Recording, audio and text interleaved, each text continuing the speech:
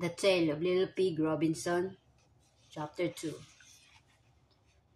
You remember the song about the owl and the pussycat and their beautiful pea green boat? Yeah? How they took some honey and plenty of money wrapped up in a 5-pound note. Now I am going to tell you the story of the pig and why we went to live in the land of the bong tree. When that pig was little, he lived in Devonshire with his aunts, Miss Dorcas and Miss Porcas, at a farm called Piggery Porcombe. Their cottage cottage was in an orchard at the top of a steep, red Devonshire lane. The soil was red, the grass was green, and far away below in the distance they could see red cliff and a bit of bright blue sea. Ships with white sails sailed over the sea into the harbor of Stymouth. Stymouth. I have often remarked that the Devonshire farms have very strange names.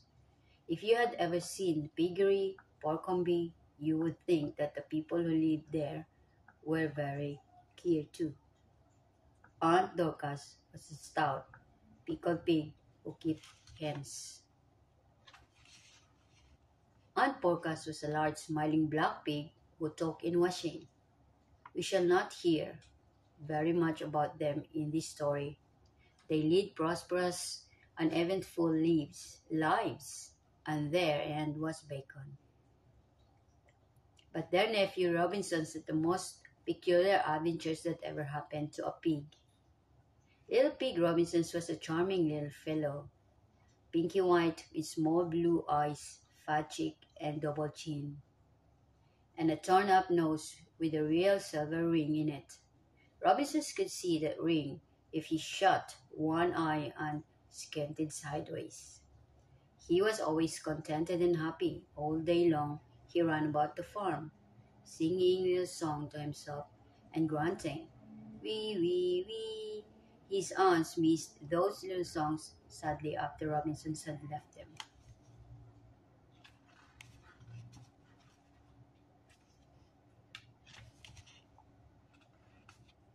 Wee, wee, wee, he answered when anybody spoke to him. Wee, wee, wee, listening with his hand on one side and one eye screwed up. Robinson's old aunts feed him and pitied him and kept him on their truth.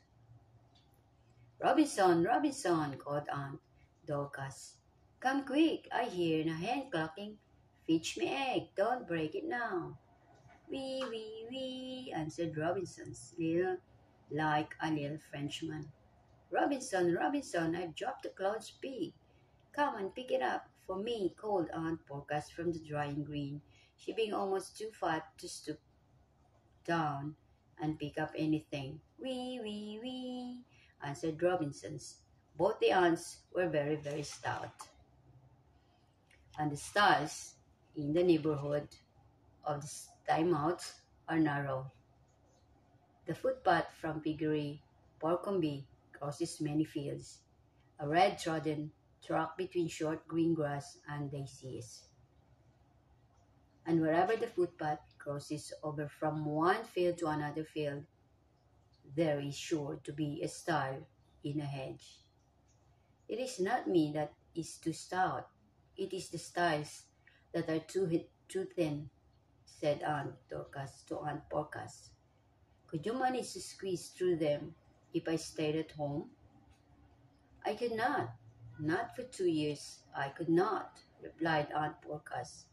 Aggravating, it is aggravating, of that carrier man to go and upset his donkey cart on day before market day, an egg, eggs at 2 and 2 pence a dozen. How far do you call it to walk all the way? Round by the road instead of crossing the fields? 4 miles if it is one, said Aunt Focus, and me using my last bit of soap. However will we get out shopping? Done? The donkey says the cart will take a week to them to mend. Don't you think you could squeeze through the stall if you went before dinner? No, I don't. I would stick fast, and so would you, said Aunt Dorcas. Don't you think we might venture, commenced out Dorcas? Venture to send Robinsons with a footpath this time out, finished Aunt Dorcas. We, answered Robinson. I scared like to send him alone, though he's sensible for his size. We, answered Robinson. But there's nothing else to be done, said Aunt Dorcas. So Robinson was put out into the washtub with the last bit of soap. He was scrubbed and dried and polished as bright as a new pin.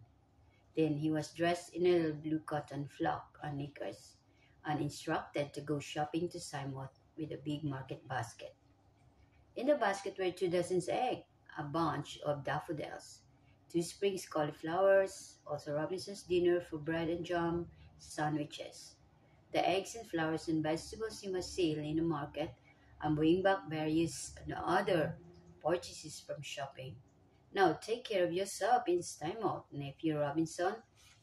Beware of gunpowder and ship's cooks and pancake necons and sausages and Houston ships and sailing wax. Remember the blue bag, the soap, the darning wall. The darning wall. What was the other thing? Said Aunt Dorcas. The darning wall, the soup, the blue bag, the yes. What was the other thing?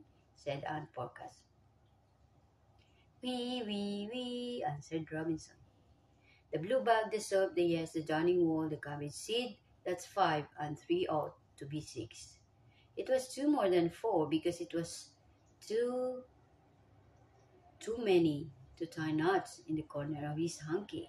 To remember by, 6 to buy, it should be. I have it, said Aunt Dorcas.